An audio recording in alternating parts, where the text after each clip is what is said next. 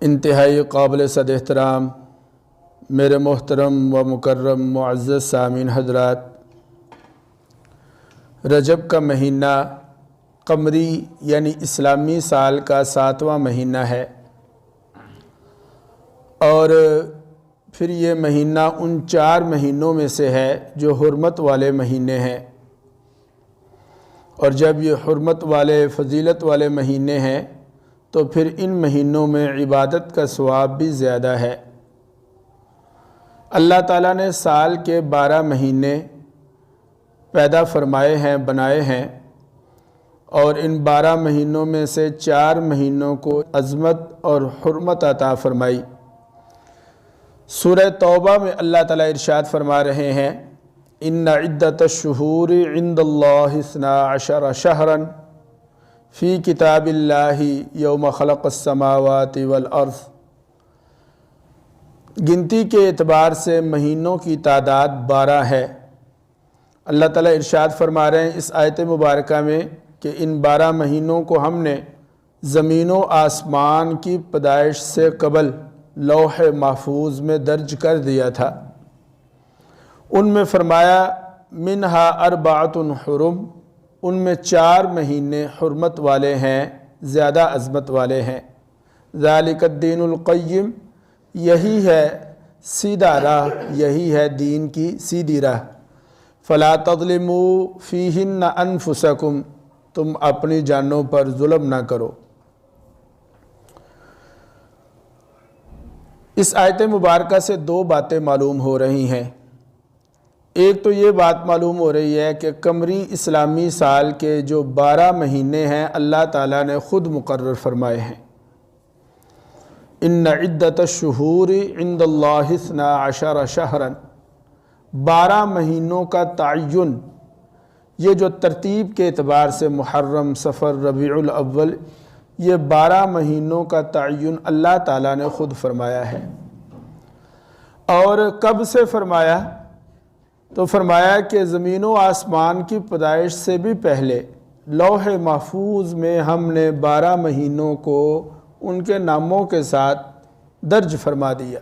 ایک تو یہ بات معلوم ہو گئی۔ دوسری بات جو اس آیت مبارکہ سے معلوم ہوتی ہے وہ یہ ہے کہ ان 12 مہینوں میں سے 4 مہینے جو ہیں وہ حرمت والے ہیں، عظمت والے ہیں، احترام والے ہیں۔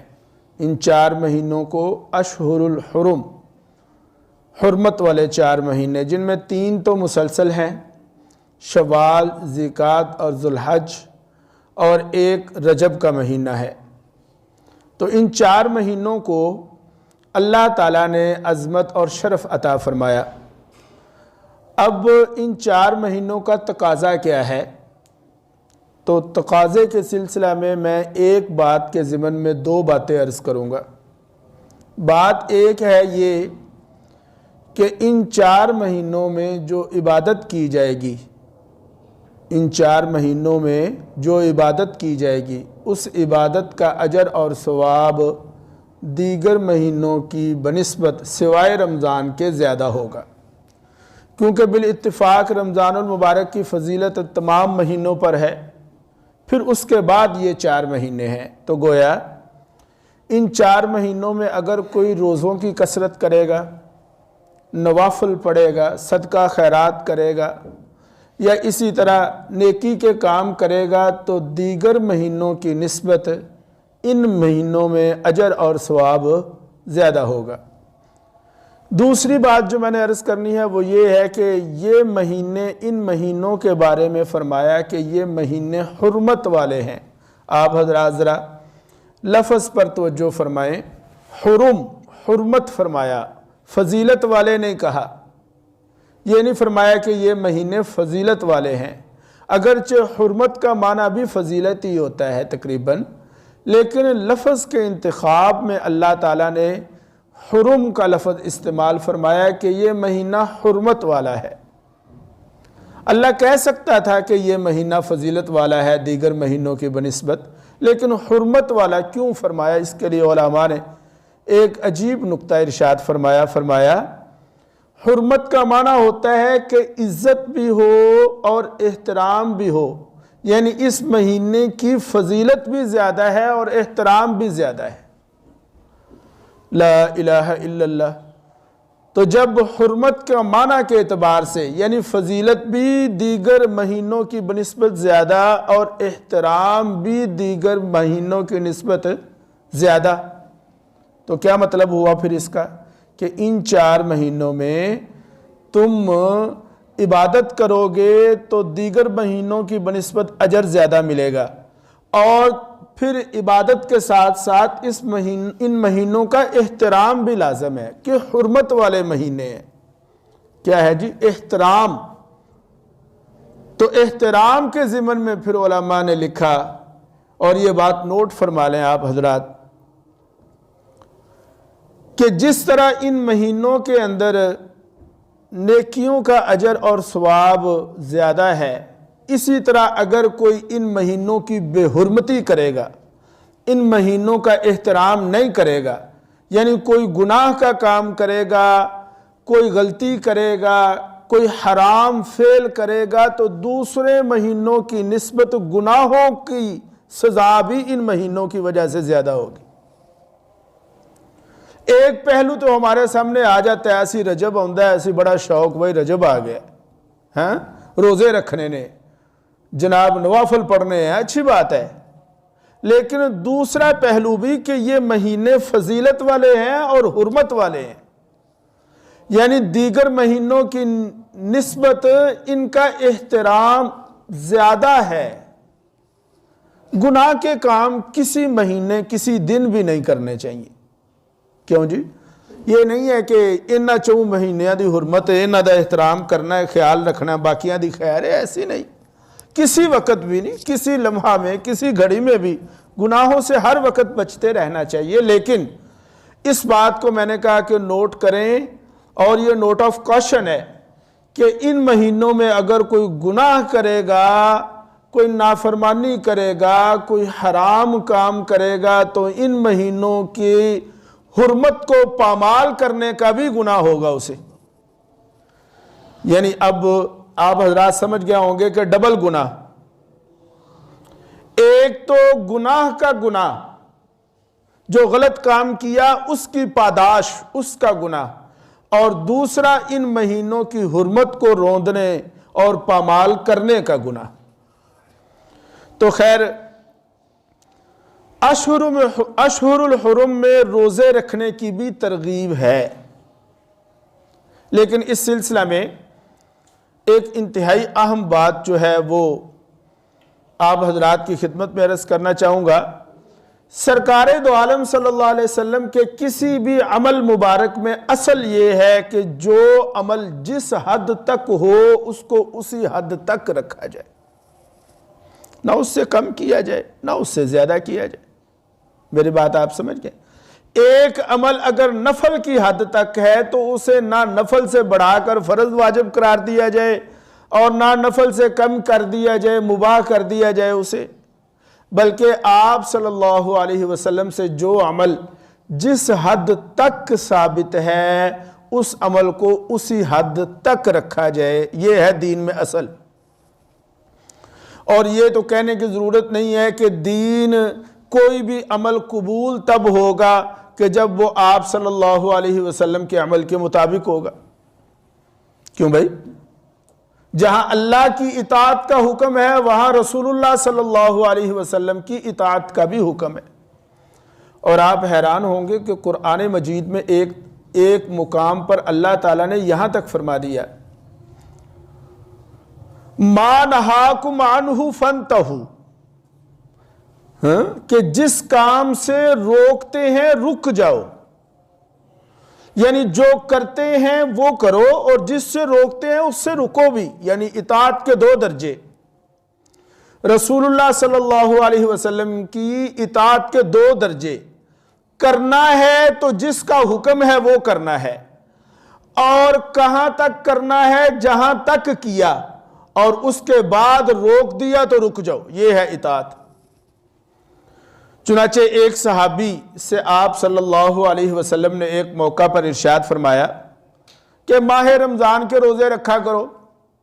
اس صحابی نے یہ عرض کیا کہ یا رسول اللہ صلی اللہ علیہ وسلم میرے لیے روزوں کے بارے میں مزید اضافہ فرمائیے، میرے اندر طاقت ہے، مجھے روزے رکھنے کی طاقت ہے، رمضان کے روزے سارے رکھتے ہیں، میرے لیے اور اضافہ فرما دیں۔ تو آپ صلی اللہ علیہ وسلم نے ارشاد فرمایا کہ پھر تم ہر مہینے میں 2 دن روزہ رکھ لیا کرو۔ اس صحابی نے پھر عرض کیا کہ یا رسول اللہ صلی اللہ علیہ وسلم میرے لیے روزوں کے ضمن میں اور اضافہ فرمائیے۔ تو آپ صلی اللہ علیہ وسلم نے فرمایا کہ پھر ہر مہینے 3 روزے رکھ لیا کرو۔ پھر صحابی نے پھر یہ عرض کیا کہ یا رسول اللہ میرے لیے اور اضافہ فرمائیں، میں طاقتور جوان آدمی ہوں، میرے اندر استطاعت ہے، قوت ہے، میں روزے رکھ سکتا ہوں۔ تو سرکار دو عالم صلی اللہ علیہ وسلم نے فرمایا کہ پھر تم حرمت والے مہینوں کے روزے رکھا کرو۔ تو اس سے یہ معلوم ہوا کہ رجب کے مہینہ میں روزے رکھنے کی بھی ترغیب ہے۔ اب وہ روزے کس حد تک رکھنے ہیں میں ابھی عرض کرتا ہوں۔ پھر ایک اور روایت ملتی ہے، حضرت عبداللہ ابن عباس رضی اللہ تعالیٰ عنہ فرماتے ہیں، اور یہ مسلم شریف کی روایت ہے، صحیح مسلم میں یہ روایت ہے، سیدنا عبداللہ ابن عباس رضی اللہ تعالیٰ عنہ فرماتے ہیں کبھی ایسا ہوتا کہ رجب کا مہینہ آتا تو آپ صلی اللہ علیہ وسلم ایسے روزے رکھنا شروع کرتے، رکھتے چلے جاتے، ہمیں یہ محسوس ہونے لگتا کہ اب آپ کوئی روزہ چھوڑیں گے ہی نہیں اس مہینے میں۔ کبھی ایسا ہوتا کہ رجب کا مہینہ آتا تو آپ رجب کے مہینے میں کوئی روزہ نہیں رکھتے تھے، بالکل نہیں رکھتے تھے کہ ہمیں یوں محسوس ہوتا کہ اب آپ رجب کے مہینہ میں کبھی روزہ نہیں رکھیں گے۔ اب اس سے آپ سمجھ سکتے ہیں کہ اعتدال بتایا جا رہا ہے، کبھی روزے رکھیں کبھی نہیں رکھیں، نفل درجہ کے روزے ہیں، لہٰذا فقط یہ سمجھتے ہوئے کہ اس مہینہ کی حرمت زیادہ ہے، ہم اگر روزے رکھ لیں یا عبادات کر لیں تو انشاءاللہ اس کا اجر اور ثواب بھی زیادہ ہوگا۔ البتہ یہ بات جو میں کرنے لگا ہوں یہ قابل غور، البتہ رجب کے مہینہ میں تخصیص کے ساتھ کسی دن روزہ رکھنا، میں وہ ابھی بتاتا ہوں آپ کو، یا کوئی مخصوص قسم کی تسبیحات یا کوئی مخصوص قسم کی عبادت کسی صحیح حدیث سے ثابت نہیں۔ رجب کے مہینہ میں مخصوص ایام میں روزے رکھنا یا اسی طرح مخصوص تسبیحات کرنا یا مخصوص عبادات کرنا کسی صحیح حدیث سے ثابت نہیں ہے۔ مثلا بعض لوگ کیا کرتے ہیں، ماہ رجب کی جمعرات، جمعہ اور ہفتہ کے 3 روزے رکھتے ہیں۔ بعض لوگ یہ کرتے ہیں کہ جمعہ کی رات مغرب سے عشاء تک مخصوص انداز میں نماز پڑھتے ہیں، رجب کے پہلے جمعہ کو صلاۃ الرغائب پڑھتے ہیں، کثرت سے نفلی روزوں کا اہتمام کرتے ہیں۔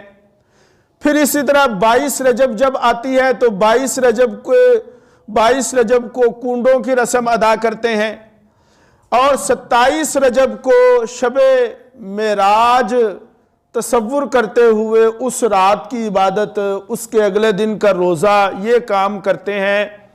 یاد رکھیں شب معراج کی حقیقت کیا ہے وہ بھی میں مختصراً ابھی عرض کر دوں گا، لیکن میں یہ عرض کر دوں کہ 27 یعنی شب معراج کی عبادت، اس سے اگلے دن کا روزہ، اس کے علاوہ مخصوص ایام، جمعہ کو روزہ، جمعرات کا روزہ، مخصوص ایام کے روزے رکھنا کسی صحیح حدیث سے ثابت بولیں نہیں ہے۔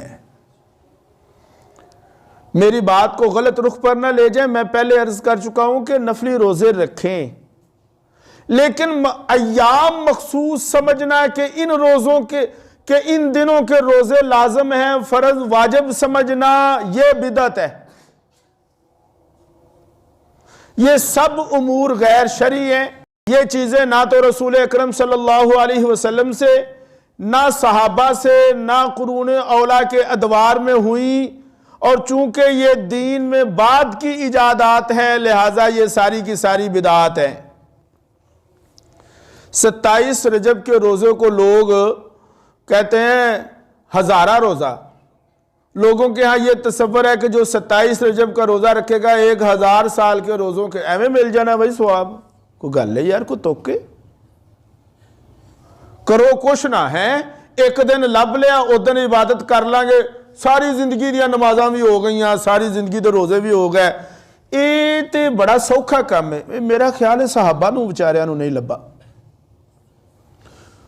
کاش کہ انہاں نو بھی لب جاندہ ہو تے روزے رکھ رہے ہیں تو رکھتے ہی جا رہے ہیں، نوافل پڑھ رہے ہیں۔ حضرت عثمان غنی رضی اللہ تعالیٰ عنہ وتر کی 3 رکعتوں میں پورا قرآن پڑھ جاتے تھے، انہوں نے نہیں پتہ لگا انہاں عملہ دا۔ کاش کہ انہوں نے بھی پتہ لگ جاندہ جڑا سانو آج پتہ لگ گئے۔ رہی بات شب معراج کی تو اس بارے میں سن لے بھائی، رجب کی 27ویں رات کے بارے میں اگرچہ یہ مشہور ہے کہ یہ شب معراج ہے، دیکھیں میری جو باتیں ہوتی ہیں نا وہ میں کسی مذہب کی طرف میں بالکل وہ کیا اسے کہتے ہیں نیوٹرل، یہ تو سارے نے پتہ ہے نا، ہاں جی، ہو کر بات کرتا ہوں، کسی مذہب کی بات نہیں کرتا۔ قرآن و حدیث سے جو چیز میرے مطالعہ میں آتی ہے میں اسے آپ کے سامنے عرض کر دیتا ہوں۔ دیکھیں 27ویں شب معراج ہے، اس بارے میں اگرچہ مشہور ہے لیکن یقینی طور پر بالکل نہیں کہا جا سکتا، کوئی فیصلہ نہیں کیا جا سکتا کہ 27 رجب کو ہی معراج ہوئی، اس لیے کہ احادیث میں مختلف اقوال ہیں، حتمی اور یقینی طور پر کوئی تاریخ بیان نہیں کی گئی۔ اگر کوئی کہتا ہے کہ احادیث میں ہے تو وہ جھوٹ بولتا ہے، اور تاریخ تو تاریخ دور کی بات ہے، مہینوں میں اختلاف ہے۔ بعض حضرات نے یہ کہا کہ رجب میں معراج ہوئی نہیں، معراج ربیع الثانی میں ہوئی۔ بعض لوگوں نے یہ کہا کہ شوال کا مہینہ تھا۔ تو مہینوں میں اختلاف، تاریخوں میں اختلاف، لہذا حتمی طور پر 27 رجب کو ہی شب معراج سمجھنا یہ غلطی ہوگا۔ البتہ اگر کوئی شخص یہ سمجھتا ہے یا آپ اپنے مطالعہ سے وہ یہ کہہ دیتا ہے کہ 27، سنی سنائی گل نہیں، خود اس نے تحقیق کی، مطالعہ کیا، اس کے مطالعہ سے یہ ثابت ہوا کہ 27 شب معراج ہے، تو بھی شب معراج کو کوئی خاص عبادت اور اگلے دن کا روزہ نہ صحابہ سے ثابت ہے نہ سرکار دو عالم صلی اللہ علیہ وسلم کے بعد آپ کے دور میں ثابت ہے۔ تو جب صحابہ نے نہیں کیا تو ہمیں بھی اسے لازم نہیں سمجھنا چاہیے۔ اسے لازم، ہاں اگر کوئی عبادت کرتا ہے عام راتوں کی طرح تو وہ میں نے پہلے کہہ دیا کہ اجر اور ثواب دیگر مہینوں کی نسبت زیادہ ہوگا۔ اللہ تعالیٰ عمل کی توفیق عطا فرمائے۔